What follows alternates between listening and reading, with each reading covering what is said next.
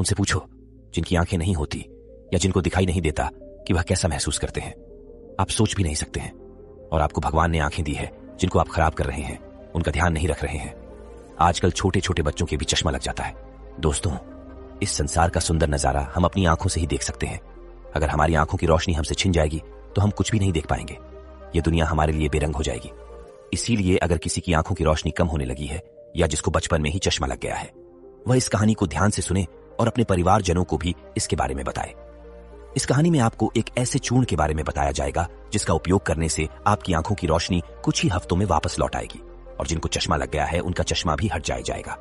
तो आपसे मेरा निवेदन है कि इस कहानी में अंत तक जरूर बने रहना।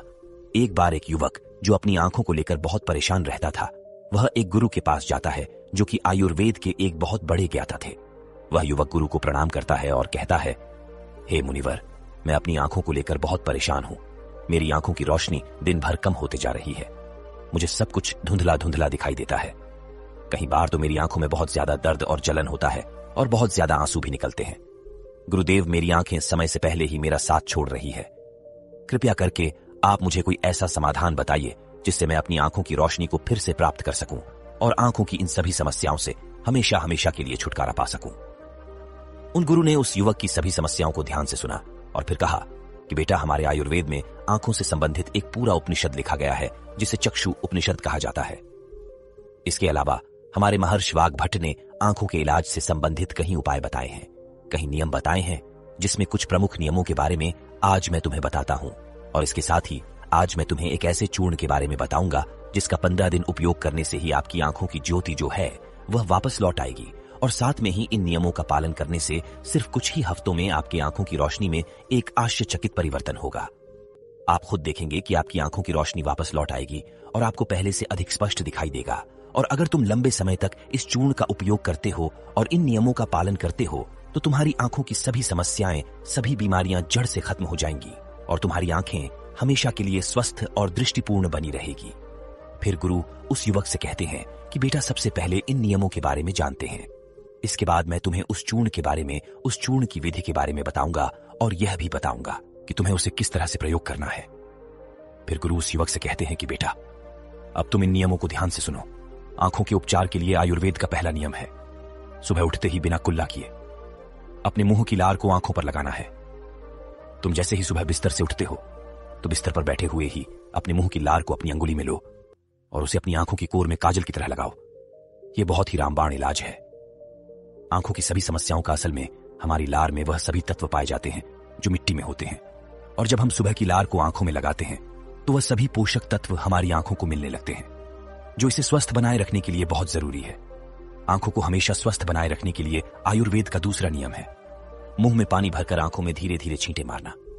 तुम जब रोज सुबह अपनी आंखों को धोते हो तो उसे ऐसे ही मत दो, बल्कि उससे पहले अपने मुंह में पानी भरो, फिर अपनी आंखों पर कम से कम 20 छींटे मारो। छींटे इतनी तेजी से ना मारो कि आपकी आंखों में दर्द होने लगे, वह लाल हो जाए।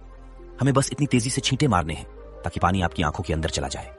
जब आप आंखों में छींटे मारते हैं तो अंदर की छोटी से छोटी गंदगी भी पानी के साथ भरकर निकल जाती है और आंखें साफ हो जाती है।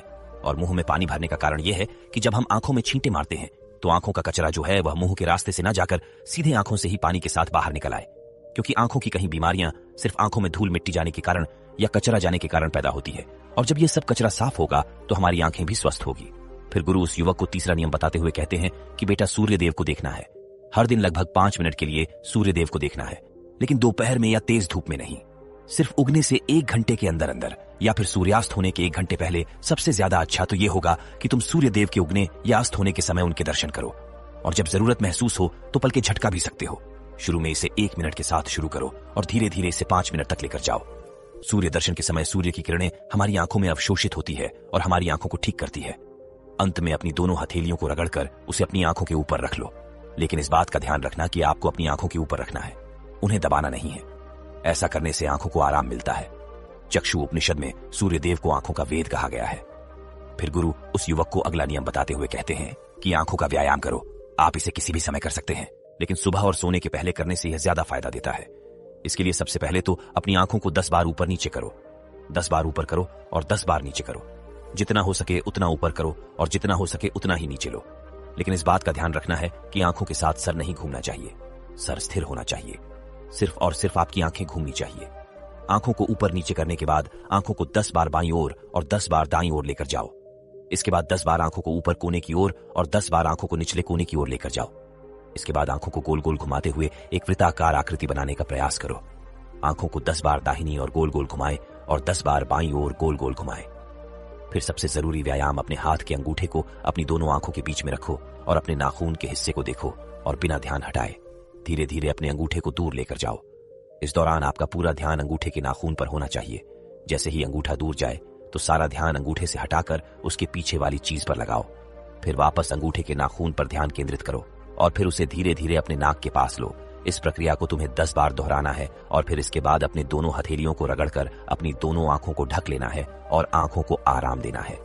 दरअसल हमारी आंखों के आसपास बहुत सारी मांसपेशियां होती है जो हमारी आंखों को चलाती है, उन्हें नियंत्रित करती है। बिना व्यायाम के यह मांसपेशियां कमजोर पड़ जाती है, लेकिन इस व्यायाम को करने से तुम्हारी आंखों की मांसपेशियां मजबूत होती है और वह अपनी कोई भी ताकत दोबारा हासिल कर सकती है।